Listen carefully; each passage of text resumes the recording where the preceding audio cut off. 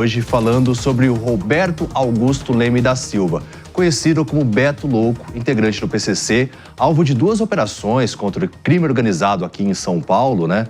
Entre elas a Carbono Oculto, que ele disse que quer fazer uma delação premiada, citando políticos importantes, mas o pedido ainda não foi aceito pela Procuradoria-Geral da República, de acordo com uma apuração do portal UOL. O que tem envolvido nisso? Ele quer fazer essa delação, dizendo que tratava com políticos, diretamente políticos importantes, de acordo com a reportagem, até mesmo presidente da Casa de Leis. E aí ele disse que quer fazer a delação, só que o pedido está travado em relação à Procuradoria-Geral da República. Explica pra gente um pouco mais sobre isso, mano, e até o contexto dessa situação. Pois é, David, o Beto Louco é um personagem que surgiu com mais evidência a partir dos desdobramentos da Operação Carbono Oculto. Aquela que, além de desvendar empresas que faziam lavagem de dinheiro do crime organizado no setor de combustíveis, chegou até fintechs na Faria Lima. O Beto Louco, nesse contexto, é um empresário que tem conhecida circulação em Brasília. Ele participava com alguma frequência de almoços, jantares, inclusive com pessoas da cúpula do União Brasil. Houve, nesse interim, denúncias de que ele seria até sócio de Antônio Rueda, que é presidente do União Brasil, numa aeronave que teria sido usada para transportar políticos muito importantes do Brasil e que, nesse contexto de convivências, ele teria até fornecido monjaro a deputados e senadores. Um monjaro fora da lei, obviamente. E isso tudo acaba aumentando as especulações em torno do que viria numa possível delação premiada do Beto Louco. Pode ser que não sobre pedra sobre pedra em Brasília. Mas, até agora, segundo a PGR, ele não trouxe provas suficientes que embasem a continuidade do processo em Brasília. Então, o processo está sendo remetido para a primeira instância, mas deve continuar acontecendo, porque se ele começa a falar que deseja fazer uma delação premiada, é muito provável que ele tenha mais pano nessa manga para entregar. Por isso que a gente trouxe a nossa professora em Direito para entendermos o que de fato está em jogo, né? Porque, tudo bem, o Beto Louco diz assim, eu tenho envolvimento com políticos, tenho tais questões ligadas a ele, só que aí de que forma que realmente a gente pode fazer com que a gente veja evidências acontecendo, né? David, para explicar para a nossa audiência, é importante lembrar que lá na Lei de Organização Criminosa, a gente tem alguns dispositivos que, por causa desses dispositivos mesmo, que a Procuradoria entende que vai analisar e avaliar a necessidade dessa delação. Eu te explico. Se eles já têm elementos para poder... Porque tem foro privilegiado, também tem essa questão, né? Eu já chego lá. Primeiro, se tem elementos para descobrir quem é, se eu tenho elementos para saber qual é o crime, qual a necessidade do Estado trocar uma informação que já é conhecida? Esse é um ponto que até foi falado pela Procuradoria. Agora, por que eu digo isso? Quando a gente tem o colaborador premiado, ele vai trocar uma informação que ele conhece, até porque é premiado, porque ele faz parte, ele deve fazer parte. Muitas vezes ele até ele delibera sobre as questões, ele financia. Então, primeira coisa é entender qual é a prova existente para poder chamar e falar, olha, essa pessoa tem isso, isso e isso. Porque senão, David, qualquer um que esteja dentro de uma organização criminosa diz que tem elementos, diz que tem ali fundamentos para poder barganhar com o Estado e não vai conseguir ter esses elementos mínimos. Por quê? Uma das coisas que acontece, ele pode ter isenção de pena, ele pode ter diminuição de pena, ele pode ter perdão. Então, são muitos elementos que beneficiam. E aqui eu tenho até uma crítica com relação ao colaborador premiado, que fica para uma outra oportunidade. Agora, o que me chama a atenção, só que você fala da prerrogativa de foro, que na semana passada nós dissemos que o STF... na questão do master, né, ele puxou a competência porque foi citado ali, foi visto um documento de um político e aí teve a junção, né, a prerrogativa de foro. E aqui ele diz, mas ele não comprova, motivo pelo qual a Procuradoria-Geral entende, nesse momento, né, aqui, uma cautela para poder determinar por quê. E até mesmo para que também a nossa audiência entenda. Se algum político é citado, quem deve investigar dependendo da prerrogativa de foro, como é o caso, por exemplo, de um deputado federal, essa prerrogativa se desloca ao STF. Então a gente vai ter que... Não só no Estado, senador, né? O que você está dizendo é que teve um peso e duas medidas. que no caso do Banco Master, a mera citação puxou o processo para o Supremo, mas agora tem citação de político e está dizendo, mas não tem prova suficiente, fica na primeira instância. Só para esclarecer que no caso do Banco Master, mano, disseram, né, que tinha ali nos documentos que foram apreendidos um documento, né, citando uma pessoa específica que seria um deputado federal.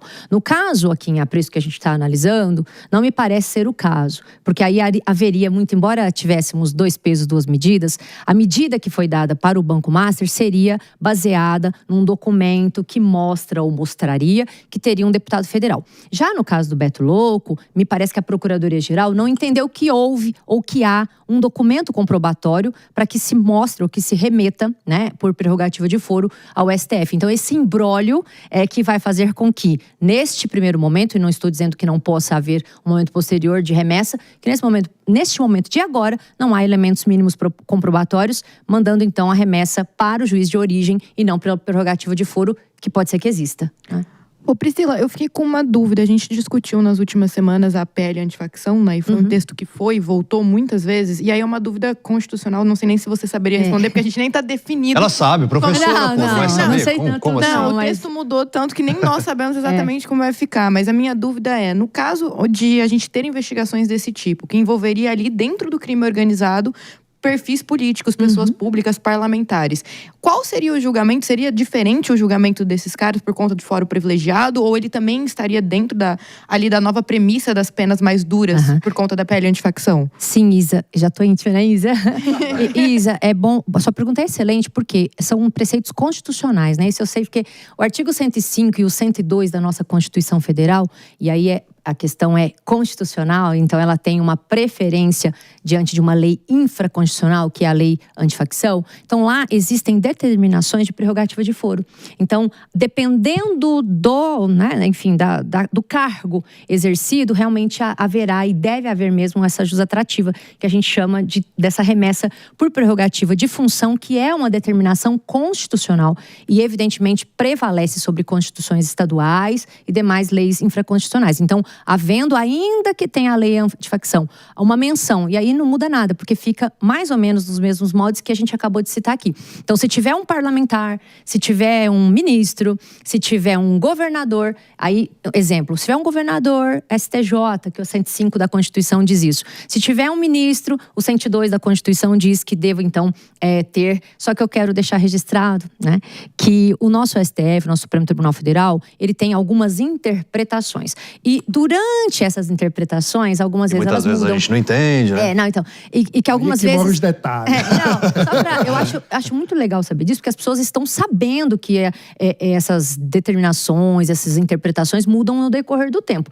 Por que eu tô dizendo isso? É muito comum falar assim, não, só vai ser do STF a prerrogativa se tiver durante a função. Se não tiver, só se aplica a ele. Então, a interpretação que se dá aos dispositivos fica a cargo dos tribunais. Aí a gente tem essas mudanças de interpretação que eu acho que meio que, né, que pega, é uma pedrinha no pé pra gente entender por que algumas decisões vão, por que algumas decisões ficam e assim sucessivamente. E para nós, eleitores e telespectadores, acho que todo mundo que tem acompanhado a política ultimamente, acho que é uma grande decepção, né, saber disso, porque a gente está considerando aí no PEC de segurança pública, PL antifacção, com a expectativa de que o crime organizado seja realmente caçado no Brasil, seja ali elevado para o sistema político, econômico, financeiro aí do Brasil por um todo, mas temos ali ressalvas na Constituição que continuam privilegiando ali os parlamentares envolvidos nesses supostos crimes. E não só ressalvas, como também muitas pessoas de dentro de cargos públicos, né? Então, que muitas vezes até trazem obstáculos na própria investigação. A gente observa, né? Mudanças em algumas investigações, aqui não estou generalizando nem de longe, mas é importante colocar cristalinamente o que acontece, que muitas vezes tem pessoas importantes ligadas e vinculadas ao crime organizado, à organização criminosa. Lembrando que a gente tem insistido, falado muito aqui no Morning a respeito, não adianta eu fazer uma lei com uma pena absurda se eu não mexer no bolso, se eu não estancar a base que é o dinheiro dessas grandes organizações criminosas. A gente vai ficar chovendo no molhado, com todo respeito ao nosso poder legislativo, que é sim uma das hipóteses necessárias. Eu penso que às vezes mudar pena, enfim. Mas quem tem que ser preso mesmo não vai e continua com o dinheiro financiando as organizações criminosas e os crimes. E cada vez mais eles estão poderosos, as frentes se ampliam, né? Antes a gente já falava adulteração de combustível, agora é farmácia, é cabeleireira, é bichinho de pelúcia, enfim. Não temos mais para onde correr. Dificilmente, né, a gente vai ver isso aí dando em alguma coisa, na minha visão, né? O país, ele é muito burocrático ainda, e a burocracia, ela é a melhor amiga da corrupção. Então, enquanto a gente tiver um país bastante burocrático, onde as decisões todas são tomadas no Congresso, no STF, principalmente, né, Congresso aí, como tá ligado o Beto Louco ao Congresso, acredito que isso aí não vai dar em nada, né? A gente vai continuar com um país burocrático, a gente vai continuar com um país que a corrupção ainda prevalece e os privilégios, né, principalmente dessa classe política, continua. Sai governo, entra governo, continua a mesma coisa. Então, dificilmente vai sair alguma coisa desse caso aí. Agora, eu tenho bem fácil abafar. Breaking news. A Polícia Federal está, nesse momento, cumprindo mandados de busca e apreensão relacionados a emendas parlamentares, com possíveis crimes de peculato, falsidade ideológica, uso de documento falso e corrupção envolvendo pessoas do Congresso Nacional. Então, nossa produção está apurando tudo para entender quem são os personagens envolvidos nessa história, mas o Supremo Tribunal Federal determinou e a Polícia Federal está na rua cumprindo mandados de busca e apreensão relacionados a desvios de emendas parlamentares. A gente pode falar que a briga começou depois dessa questão do Master, do Toffoli e depois de Gilmar Mendes com o Senado? Será que começou aí essa treta toda? Porque a gente está vendo agora um embate público do Congresso com o STF. Eu acho que tudo começou ali com Gilmar Mendes, né? A gente havia, lógico, um embate entre os dois, mas eu acho que ficou mais acalorado depois que o Gilmar Mendes decidiu que o Senado não deveria mais julgar impeachment dos ministros. Eu não sei se eu tô errado, mas eu acho que a coisa escalou. Começou com Pedro Álvares Cabral.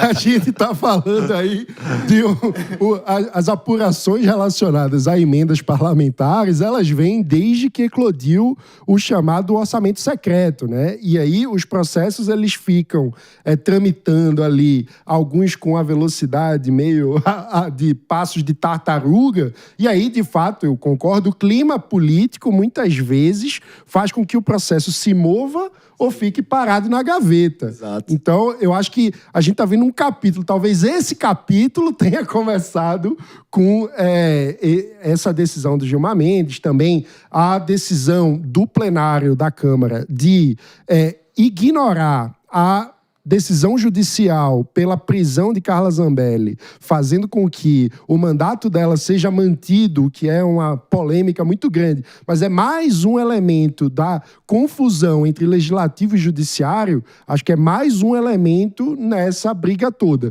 O que a gente não pode perder de vista é que, independentemente dessas brigas de ego entre os poderes, não dá para aceitar corrupção com dinheiro público. Não dá para aceitar desvios de emenda parlamentares, assim como não dá para aceitar práticas pouco republicanas do nosso judiciário, como a gente, infelizmente, tem se habituado a ver.